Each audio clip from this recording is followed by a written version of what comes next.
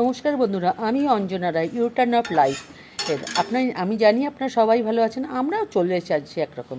আজকে হঠাৎই একটু ঘুগনি করতে ইচ্ছা হলো, তা ভাবলাম করছি যখন আপনাদের সঙ্গে শেয়ার করি। সবসময় এখন আর দেখা হয় না, তাই প্রথমে একটা তাওয়াতে কিছু মশলা, যা ধনে জিরে মৌরি, তারপরে গোটা গরম মশলা সব দিয়ে ভেজে নিয়ে গুঁড়ো করে পাউডার করে নিলাম।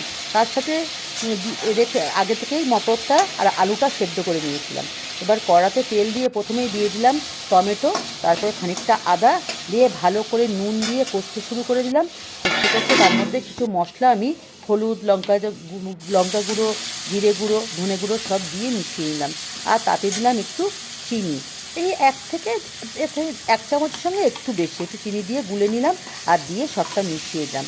তারপরে ভালো করে কষতে থাকলাম এমনভাবে যাতে তেলটা ছেড়ে বেরিয়ে আসে।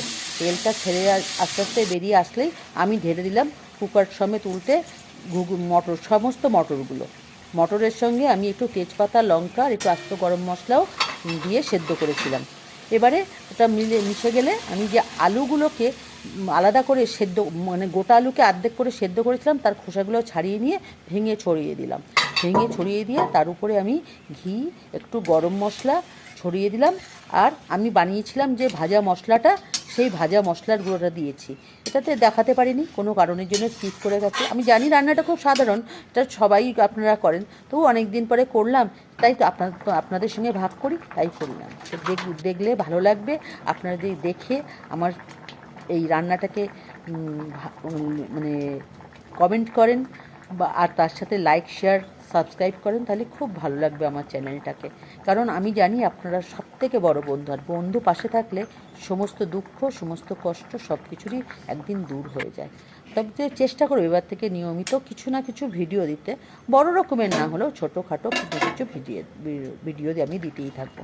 ফাইনাল লুক হিসাবে দেখে বলবেন আপনাদের কেমন লেগেছে ঘুগনিটা। পারলে একদিন বানিয়ে খাবেন, আমার খুব ভালো লাগবে।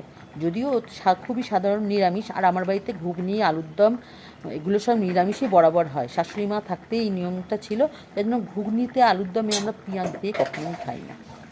তা যাই হোক, এবারে তুলে নিয়ে মেয়েটাকে একটু দিলাম, দিয়ে মেয়েটা মুখে দিল, দিয়ে বলল, মা বেশ ভালোই হয়েছে। যাই হোক, ওর মুখে শোনা কথাটাই আমার কাছে সবথেকে বেশি বড়। ভালো থাকবেন সবাই, সুন্দরভাবে দিন কাটাবেন। আর এই পর্যন্তই, দেখা হবে অন্য কোনো একটা ভিডিও নিয়ে আপনাদের সাথে, ঠিক এই রকম।